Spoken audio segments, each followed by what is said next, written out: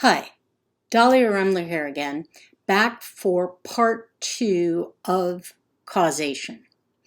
So this time we're going to start and talk a little bit about evidence, what evidence is important, how important it is, although mostly we're going to talk about evidence in all the next chapters about all the different methods for causal research, causal inference. We're also going to talk about some new theoretical and conceptual ideas which will help you in the later parts figure that out. So one really critical piece of evidence, but one that is misinterpreted in a lot of ways, is about chance correlations and the role of statistical significance tests.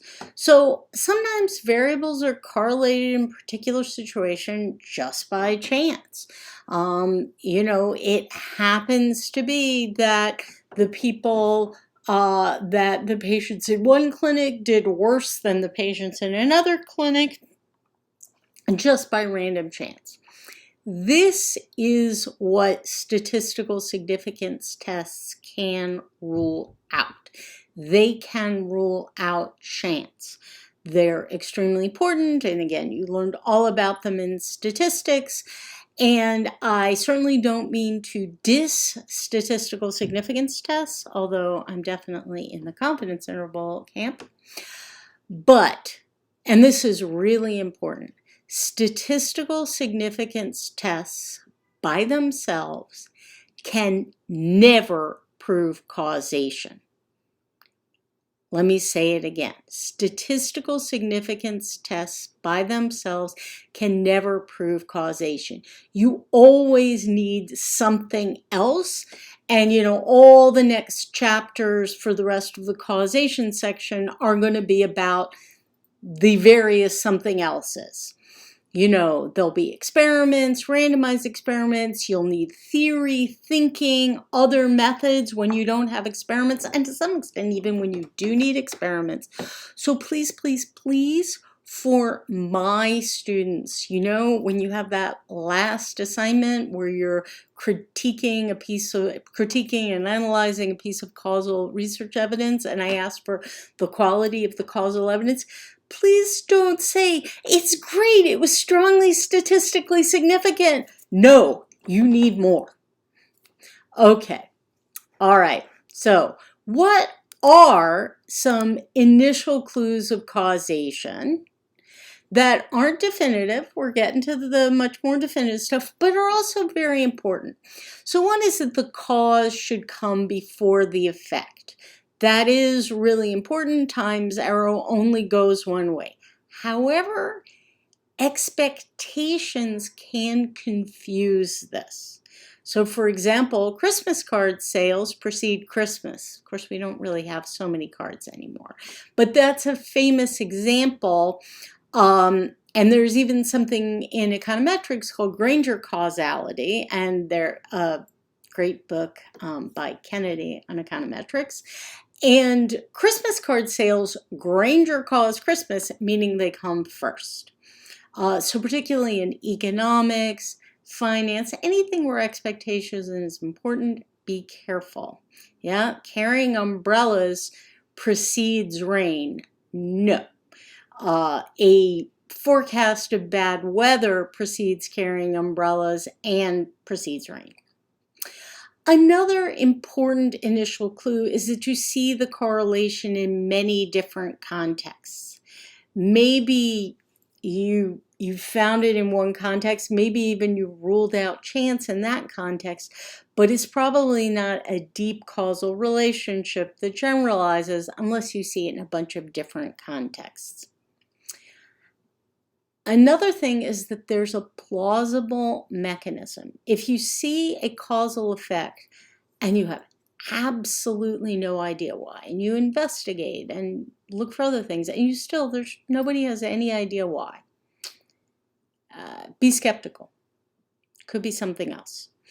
And in social and policy research, often qualitative research is one of the best ways to get evidence of a mechanism. Causal process tracing is a qualitative method that has really gotten a lot of attention, looking at multiple cases, looking at evolution over time. Remember that cause coming before the effect, and tracing through in details with in-depth studies, written records, interviews, whatever, about the process that seems to have determined the causation. Another one is no plausible alternative explanations. This is why we kept going on and on about your alternative theories, your alternative explanations for the correlation. Of course, lots of things do have alternative explanations, but then the key is that you've already accounted them for in the analysis. And we're going to learn about that in the very next chapter on control variables. And an important thing is that repetition is not enough. If you have bias in your causal estimate because you have some common cause and your analysis hasn't accounted for it, the fact that you got the same result 12 times is not more convincing evidence of the causal effect. It's just that you have really convincing evidence that you could have this biased causal effect from this common cause which you have reproduced.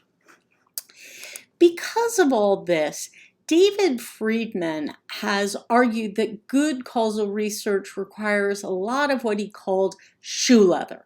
Just keep on plugging. In-depth case studies, qualitative investigation, shrewd observations, and what we're going to spend a lot of time on in a few chapters, intervening or experimenting, looking into the world to intervening. Campbell of Cook and Campbell, that we're going to talk about more, had the idea of the intervening or experimenting world where practitioners would try things and see what works.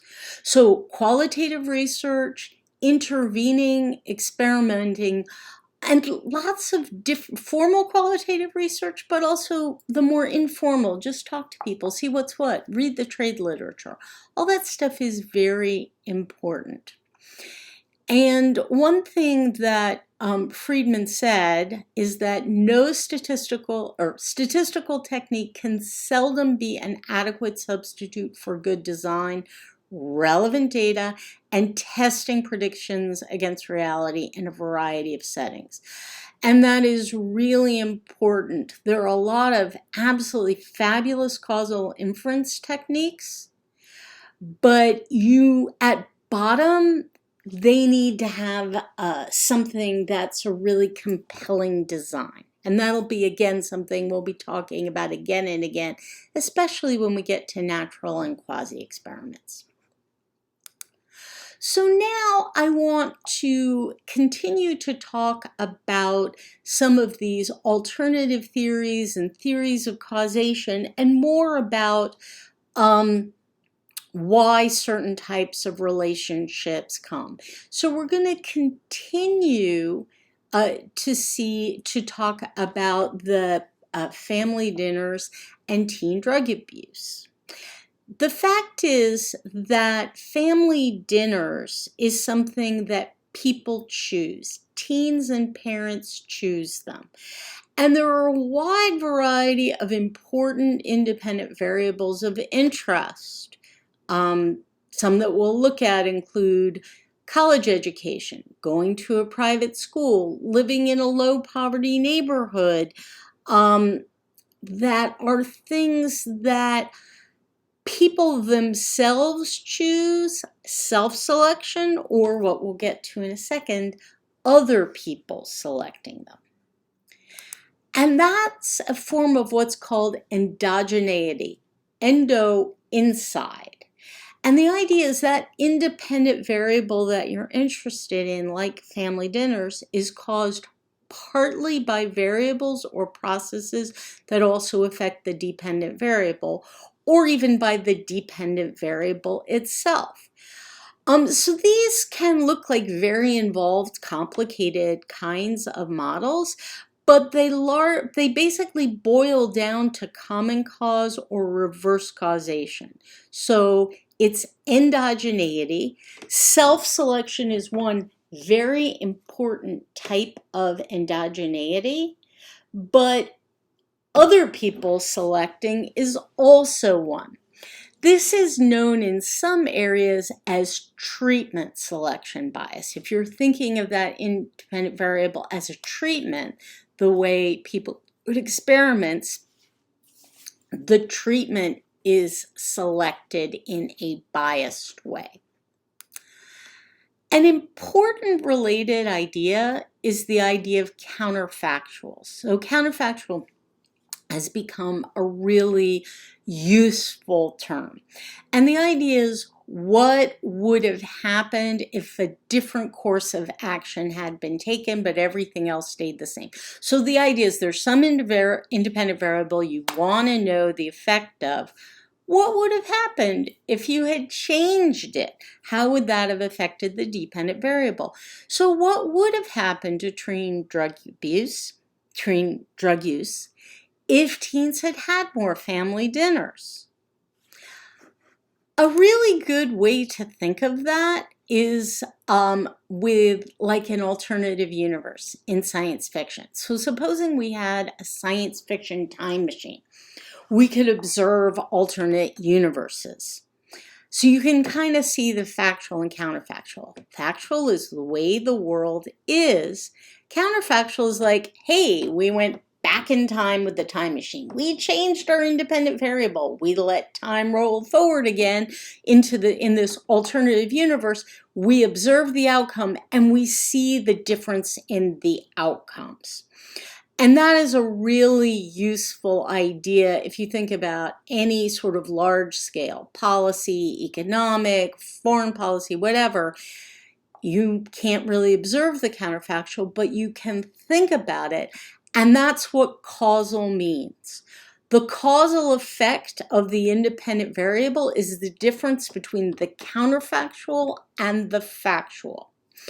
So the counterfactual is a really useful idea if you're kind of talking about going back in time in history, or if there's a state of the world and you're talking about making it different.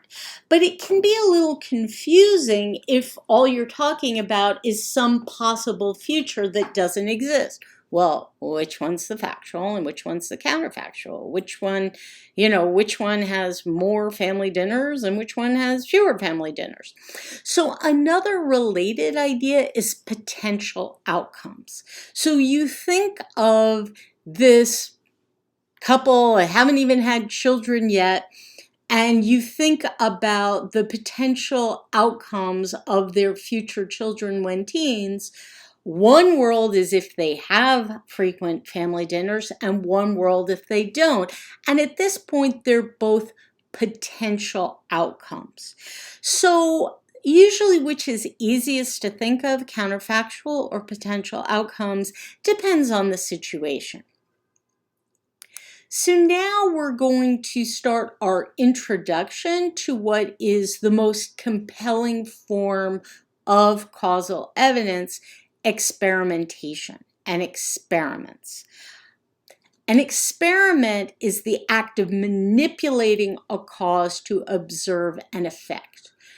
You want to know the effect of something, you change it. The all-powerful researcher goes in and just manipulates that independent variable. Hey, you guys get family dinners, you guys don't get family dinners.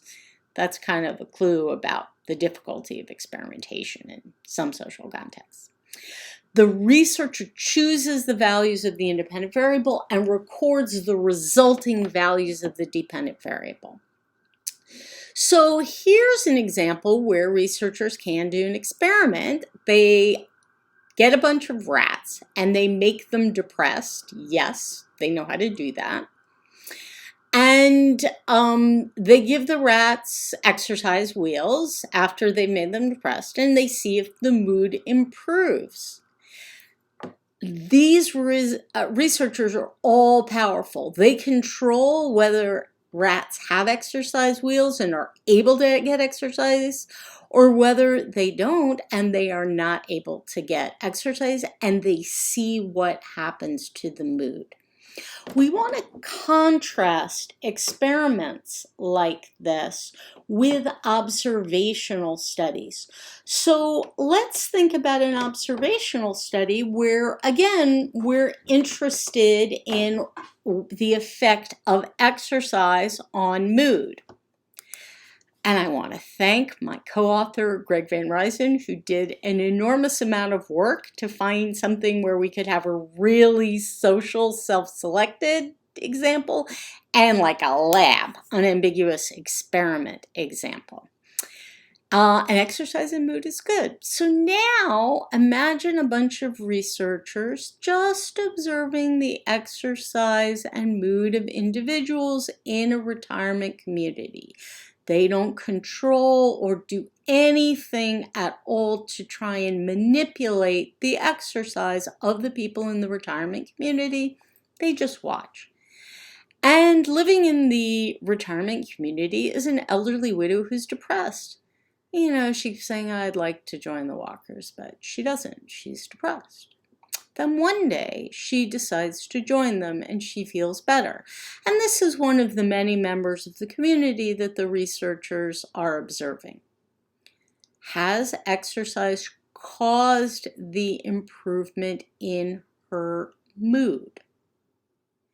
Is it reverse causation? Is it a common cause?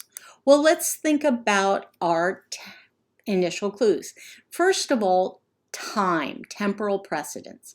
Did X precede Y? Did the exercise precede the mood elevation? Did the cause come before the effect?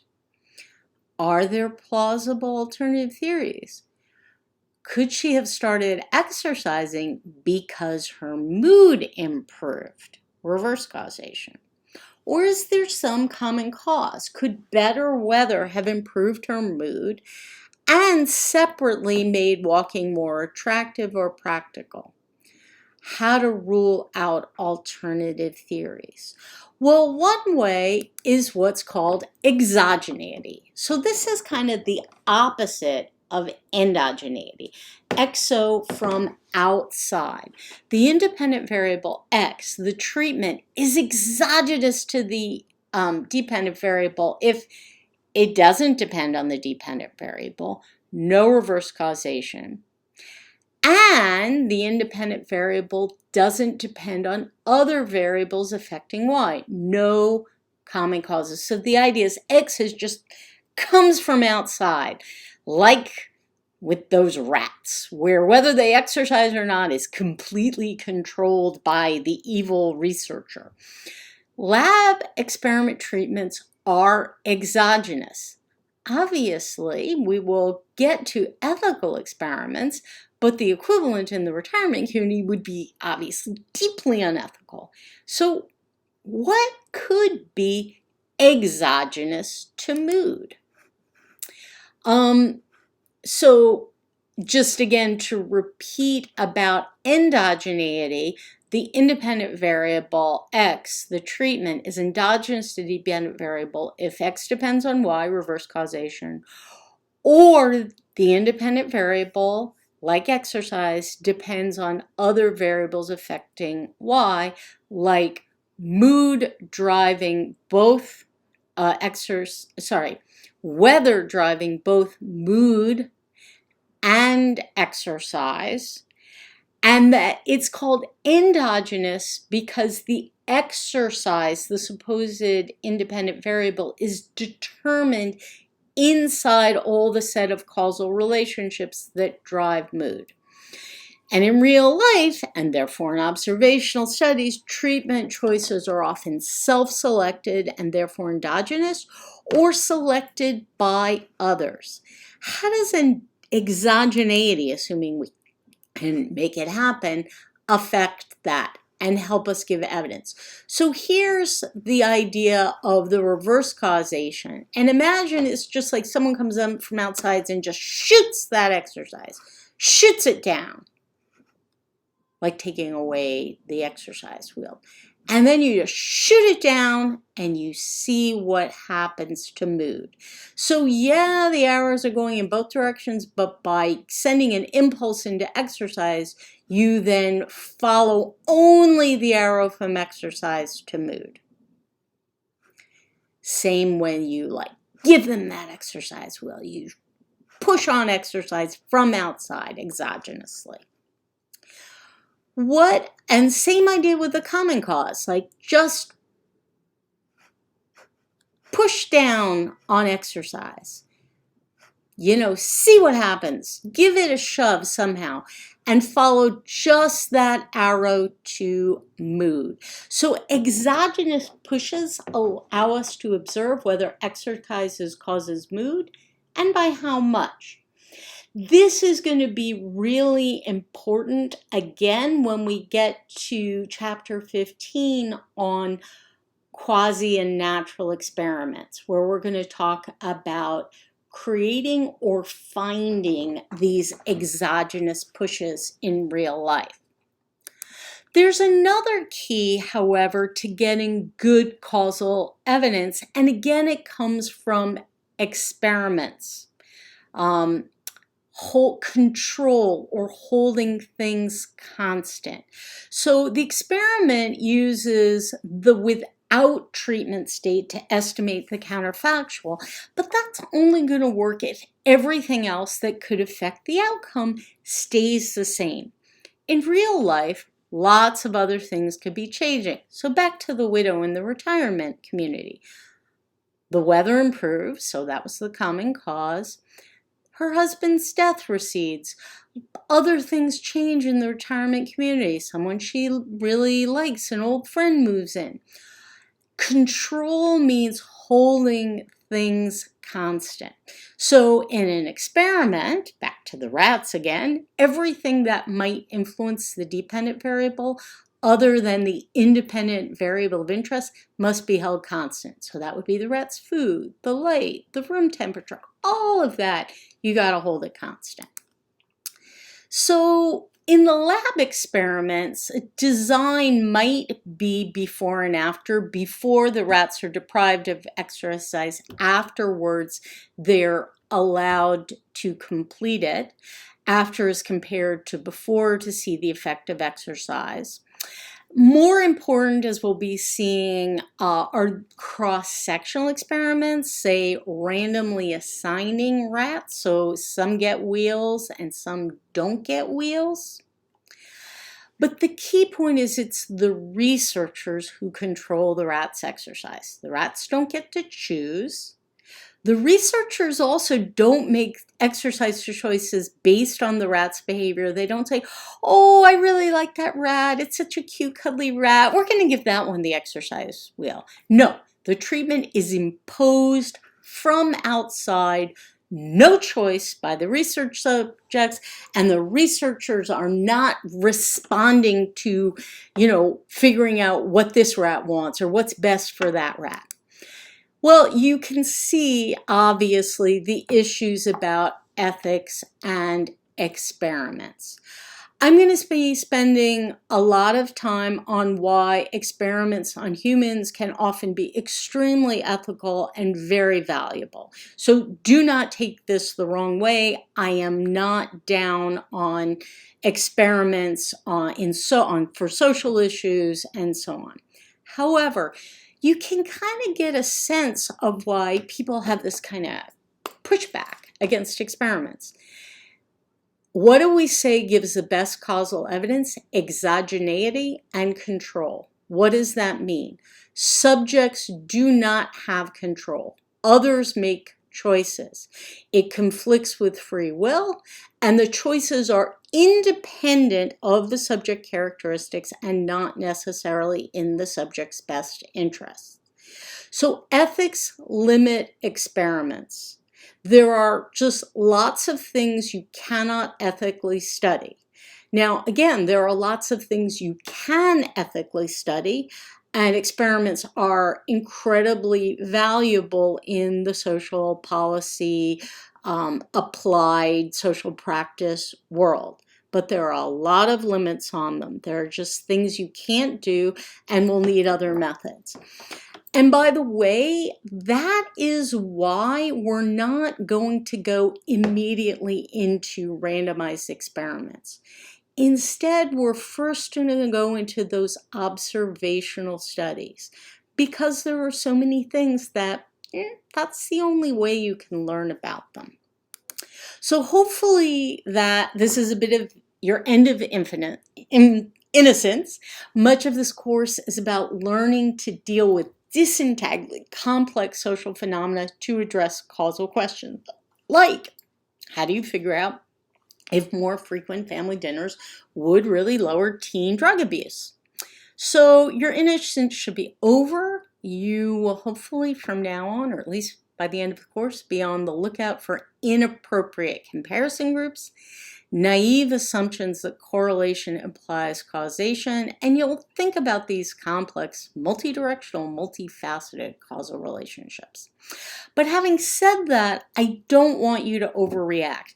Nowadays, that I think that this message about correlation and causation has gotten out there, you see people saying, oh, that's just correlation, forget that, it's not causation, we don't know anything.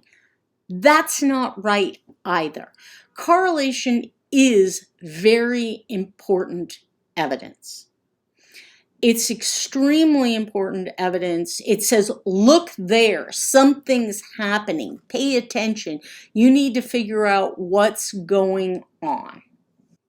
Okay, so that's it for causation. Remember, always think about alternative explanations of a correlation from part 1. And also, you're going to be on the lookout for finding and creating exogeneity. We're on to observational studies next. Look forward to seeing you there.